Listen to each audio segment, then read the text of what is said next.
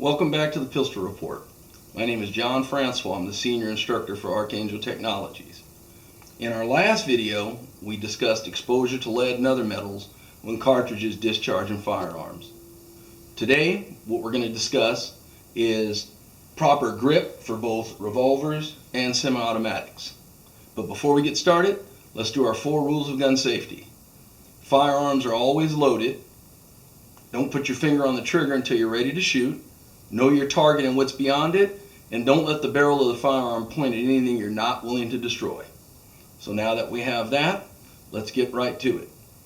As far as grip goes, you want to make sure you have a proper shooting grip, or even when you're placing your firearm down or picking it up, you have a proper grip. You do not want to drop it. Most modern firearms don't have a danger of dropping them and them discharging. Years and years ago, that was a possibility, but now with technology and greater safety precautions, it really isn't, but you still don't want to drop your firearm. So let's start with revolvers. And what we're going to do is take a large frame revolver, as you see it's unloaded, and show you that once the cylinder is closed, the proper grip whenever you pick up a firearm or revolver is your finger along the frame. Not here, because it's easy to get startled or not pay attention and your finger slips onto the trigger. Your finger goes right along the frame. Also, with a revolver, you don't want to ever have that part of your finger or any part of your hand near that cylinder gap we talked about in the previous video.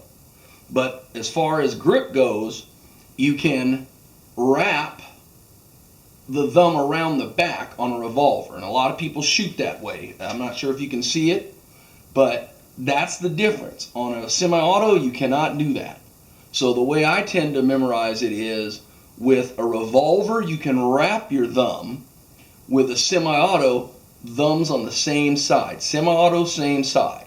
And I'll demonstrate that with the semi-auto. But for now, this is a proper shooting grip. Even when you lay your firearm down on the table, if you're right-handed, you should always place it down on its left side, because that makes it ergonomic and easy for you to pick it back up in a good, safe shooter's grip with your finger not on the trigger. So we're going to move on to the semi-automatics now. And so with the semi-automatics, just like the revolvers, a proper grip is essential. So we're going to use a medium-sized firearm. And so as you see, there is a chamber flag in the chamber.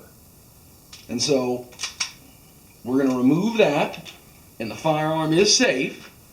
And as we discussed before, you do not want to wrap your thumbs behind a semi-automatic, because that slide will come back and it can gouge you pretty bad. But as we were discussing, what you can do is have both thumbs on the same side. So revolver, you can wrap. Semi-auto, same side. That way, it keeps your hand from getting injured. Not only that, if you have your thumbs locked down on the same side, it's a lot less chancy of your hand migrating back and getting bit. So once again, on the revolver, you can wrap your thumb. Semi-auto, you cannot. Now let's go into the grip you need just to sit it down or pick it up, just like we did with the revolver. So with the semi-auto, same thing. If you're right-handed, you might want to lay it on your left side. And if you go back to the video of striker fire, I told a story of a gentleman who accidentally shot himself to death picking his firearm up because he couldn't see it, and the way he grabbed it from the shelf and the weight shift, he shot himself through the heart. So when it's on his left side, it makes it easier for you to pick up, and just like the revolver, your finger should be along the frame until you're on target. Until next time, take care.